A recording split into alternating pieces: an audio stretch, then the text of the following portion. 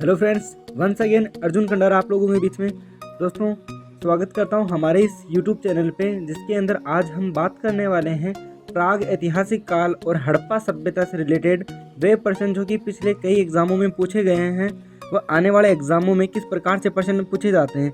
तो आइए बिना देरी के आज का अपना पहला क्वेश्चन स्टार्ट करते हैं। दोस्तों, आज का अपना पहला क्वेश्चन है दोस्तों, इतिहास के आरंभिक काल को निम्नलिखित में से क्या कहा जाता है। इतिहास के आरंभिक काल को निम्नलिखित में से क्या कहा जाता है। तो दोस्तों, इसका राइट आंसर है पूरा पाषाण काल। तो इसका राइट आंसर हो जाएगा दोस्तों ऑप्शन ए। दोस्तों, जिस काल का कोई लिखित साक्ष्य नहीं मिलता उसे प्रागैतिहासिक काल कहते हैं। प्रागैतिहासिक काल के अंतर्गत पाषाणकालीन सभ्यता आती है। उपकरणों की भिन्नता के आधार पर संपूर्ण पाषाण युगीन संस्कृति को 3 मुख्य चरणों में विभाजित किया गया है। यह है पूरा पाषाण काल, मध्य पाषाण काल और नव पाषाण काल। तो आइए नेक्स्ट क्वेश्चन की ओर बढ़ते हैं। नेक्स्ट अपना क्वेश्चन है दोस्तों, भीमबेटका गुफा किस राज्य में स्थित है। भीमबेटका गुफा किस राज्य में स्थित है। तो दोस्तों, इसका राइट आंसर हो जाएगा ऑप्शन डी। भीमबेटका गुफा है वो मध्य प्रदेश में स्थित है। दोस्तों, भीमबेटका गुफा मध्य प्रदेश की प्रसिद्ध भीमबेटका गुफाएं हैं, जो कि भोपाल से 45 किलोमीटर दूर दक्षिण में स्थित हैं। यह प्रागैतिहासिक काल का प्रहरी होने के साथ ही भारतीय स्थापत्य कला का अनुपम खजाना है। नेक्स्ट अपना क्वेश्चन है दोस्तों,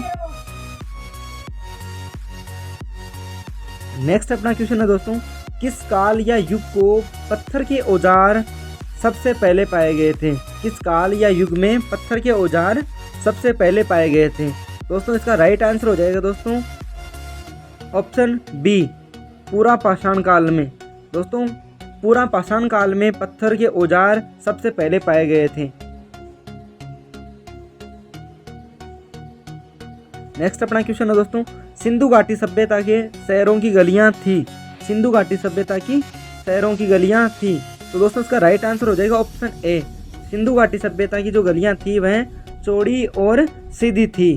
तो इसका राइट आंसर हो जाएगा ऑप्शन ए। यह जो प्रश्न है दोस्तों, यह एसएससी एफसीआई परीक्षा 2012 के अंतर्गत पूछा गया था। नेक्स्ट अपना क्वेश्चन है दोस्तों, निम्नलिखित में से कौन सी सभ्यता अपने नगर नियोजन के लिए प्रसिद्ध है। निम्नलिखित में से कौन सी सभ्यता अपने नगर नियोजन के लिए प्रसिद्ध है। दोस्तों, इसका राइट आंसर हो जाएगा ऑप्शन ए। सिंधु घाटी सभ्यता अपने नगर नियोजन के लिए प्रसिद्ध है। दोस्तों, यह जो प्रश्न है एसएससी ऑनलाइन सीपीओ एसआई में 1 जुलाई 2017 को पूछा गया था। सिंधु घाटी सभ्यता की प्रमुख विशेषता नगर नियोजन को माना जाता है। दोस्तों, यह नगर एक निश्चित योजना के अनुसार बसाए जाते थे। हड़प्पा और मोहनजोदड़ो सिंधु घाटी सभ्यता के 2 प्रमुख नगर थे। हड़प्पा नामक पूरा स्थल सर्वप्रथम ज्ञात होने के कारण इसको हड़प्पा सभ्यता के नाम से भी जाना जाता है। नेक्स्ट अपना क्वेश्चन है दोस्तों, हड़प्पा और मोहनजोदड़ो के खंडहर निम्नांकित में से किस नदी के तट पर पाए जाते हैं। हड़प्पा और मोहनजोदड़ो के खंडहर निम्नांकित में से किस नदी के तट पर पाए जाते हैं। इसका आंसर हो जाएगा दोस्तों, हड़प्पा रावी नदी के किनारे हैं, जबकि मोहनजोदड़ो सिंधु नदी के किनारे अवस्थित हैं।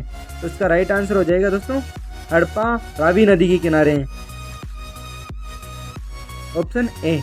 दूसरी बात दोस्तों, यह जो प्रश्न है एसएससी स्टेनोग्राफर परीक्षा 2010 के अंतर्गत पूछा गया था। नेक्स्ट अपना क्वेश्चन है दोस्तों, सिंधु घाटी सभ्यता निम्नलिखित स्थानों में से कौन सा स्थान सिंधु नदी के किनारे पर स्थित है। इसका राइट आंसर हो जाएगा दोस्तों ऑप्शन बी, लोथल। यह जो प्रश्न है दोस्तों एसएससी ऑनलाइन स्टेनोग्राफर 13 सितंबर 2017 को सेकंड पारी में पूछा गया था। मोहनजोदड़ो के दशनसेंस पाकिस्तान के सिंध प्रांत से लेकर सिंधु नदी के दाहिने तट पर स्थित है। यहाँ लगभग प्रत्येक घर में निजी कुएं एवं स्नानागार होते थे। पानी के लिए नालियों की व्यवस्था थी। नेक्स्ट अपना क्वेश्चन है दोस्तों, मोहनजोदड़ो का स्थानीय नाम था। दोस्तों, इसका राइट आंसर हो जाएगा मृतकों का टीला। मोहनजोदड़ो का स्थानीय नाम था मृतकों का टीला। मोहनजोदड़ो जिसका सिंधी भाषा में अर्थ है मृतकों का टीला, इसकी खोज सर्वप्रथम वर्ष 1922 में राखलदास बनर्जी की तथा इसके पुरातात्विक महत्व की ओर ध्यान आकर्षित किया। नेक्स्ट अपना क्वेश्चन है दोस्तों, मोहनजोदड़ो में सबसे बड़ा भवन कौन सा है? मोहनजोदड़ो में सबसे बड़ा भवन कौन सा है? दोस्तों इसका राइट आंसर हो जाएगा ऑप्शन बी, धान्यागार। धान्यागार जो है वह सबसे बड़ा भवन था। दोस्तों मोहनजोदड़ो का धान्यागार 45.72 मीटर तथा 22.86 मीटर चौड़ा, जो कि वहां का सबसे बड़ा भवन था। मोहनजोदड़ो के विशाल स्नानागार की उत्तर से दक्षिण की लंबाई 11.88 मीटर तथा पूर्व से पश्चिम की चौड़ाई 7.01 मीटर थी। यह जो प्रश्न है दोस्तों SSC FCI परीक्षा 2012 के अंतर्गत पूछा गया था। नेक्स्ट अपना क्वेश्चन है, सिंधु घाटी के लोगों की एक महत्वपूर्ण रचना निम्नलिखित में से किसकी मूर्ति थी? सिंधु घाटी के लोगों की एक महत्वपूर्ण रचना निम्नलिखित में से किसकी मूर्ति थी? दोस्तों इसका राइट आंसर हो जाएगा ऑप्शन बी, नृत्य करती हुई बालिका की। दोस्तों सॉरी, ऑप्शन थोड़ा सा मिस्टेक है। नृत्य करती हुई बालिका की जो मूर्ति है वह सिंधु घाटी सभ्यता की महत्वपूर्ण रचना थी। नेक्स्ट अपना क्वेश्चन है, निम्न में से कौन सा सिंधु घाटी सभ्यता का बंदरगाह शहर माना जाता है? निम्न में से कौन सा सिंधु घाटी सभ्यता का बंदरगाह शहर माना जाता है? इसका आंसर हो जाएगा दोस्तों ऑप्शन बी, लोथल को सिंधु घाटी सभ्यता का बंदरगाह शहर माना जाता है। लोथल अहमदाबाद गुजरात जिले के भोगवा नदी के किनारे स्थित है। वर्ष 1955 तथा 1962 के मध्य यहाँ SR राव के निर्देशन में खुदाई की गई। यहाँ 2 मील के घेरे में बसे हुए एक नगर के अवशेष प्राप्त हुए। दोस्तों यहाँ की सबसे महत्वपूर्ण उपलब्धि पक्की ईंटों का बना हुआ विशाल आकार का 214 × 36 मीटर का एक घेरा, जिसे राव महोदय ने जहाज़ों की गोदी बताया है। इस प्रकार लोथल एक पतन नगर था। लोथल में 2 भिन्न भिन्न टीले नहीं मिलते, पूरी बस्ती एक ही दीवार से घिरी थी। नेक्स्ट अपना क्वेश्चन है, सिंधु घाटी सभ्यता में कालीबंगा निम्नलिखित में से किसके लिए प्रसिद्ध है? सिंधु घाटी सभ्यता में कालीबंगा निम्नलिखित में से किसके लिए प्रसिद्ध है? दोस्तों इसका राइट आंसर हो जाएगा ऑप्शन डी, मिट्टी के पात्र के लिए सिंधु घाटी सभ्यता में कालीबंगा प्रसिद्ध है। यह जो अपना प्रश्न है ये SSC ऑनलाइन CPO SI में 2 जुलाई 2017 को पूछा गया था। दूसरी बात दोस्तों, कालीबंगा सिंधुकालीन सभ्यता का एक पूरा स्थल है। यह राजस्थान के हनुमानगढ़ जिले में विद्यमान है। कालीबंगा से मिट्टी के पात्र प्राप्त हुए थे। नेक्स्ट अपना क्वेश्चन है, सिंधु अर्थव्यवस्था की ताकत थी? सिंधु अर्थव्यवस्था की ताकत थी। इसका राइट आंसर हो जाएगा दोस्तों ऑप्शन बी, सिंधु घाटी सभ्यता की अर्थव्यवस्था की ताकत जो मुख्य थी वह थी व्यापार। सिंधु घाटी सभ्यता एक व्यापारिक एवं नगरीय सभ्यता थी। यह व्यापार प्रधान थी दोस्तों, अतः सिंधु अर्थव्यवस्था की ताकत व्यापार ही था। इसके अलावा अर्थव्यवस्था में कृषि एवं पशुपालन का भी महत्वपूर्ण योगदान था।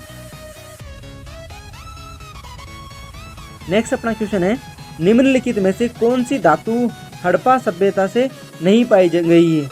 निम्नलिखित में से कौन सी धातु हड़प्पा सभ्यता में नहीं पाई गई थी? इसका राइट आंसर हो जाएगा दोस्तों ऑप्शन डी, लोहा धातु है वह सिंधु घाटी सभ्यता से नहीं पाई गई थी। यह जो अपना प्रश्न है SSC ऑनलाइन CPO SI में 7 जुलाई 2017 को पूछा गया था। हड़प्पा सभ्यता एक कांस्य युगीन सभ्यता थी। यहाँ से तांबा, कांसा, स्वर्ण और चांदी आदि की धातुएं तो मिली है, परंतु लोहे की प्राप्त नहीं हुई है। वस्तुतः हड़प्पा कालीन लोग लोहे से परिचित नहीं थे। भारत में लोह युग का प्रारंभ उत्तर वैदिक काल लगभग 1000 ईसा पूर्व से माना गया है। नेक्स्ट अपना क्वेश्चन है, सोर्तगुई या सिंधु घाटी सभ्यता किस देश में है? सोर्तगुई या सिंधु घाटी सभ्यता किस देश में है? इसका राइट आंसर हो जाएगा दोस्तों ऑप्शन सी, अफगानिस्तान में। सोर्तगुई या सिंधु घाटी सभ्यता है वह अफगानिस्तान में स्थित है। और यह जो अपना प्रश्न है यह SSC ऑनलाइन CPO SI में 5 जुलाई 2017 को पूछा गया था। सोर्तगुई एक मुंडीगाक सिंधु घाटी से संबंधित पूरा स्थल सेक्टर है जो कि अफगानिस्तान में स्थित है। दोस्तों फिर मिलेंगे एक शानदार शुरुआत के साथ में अगले पार्ट में।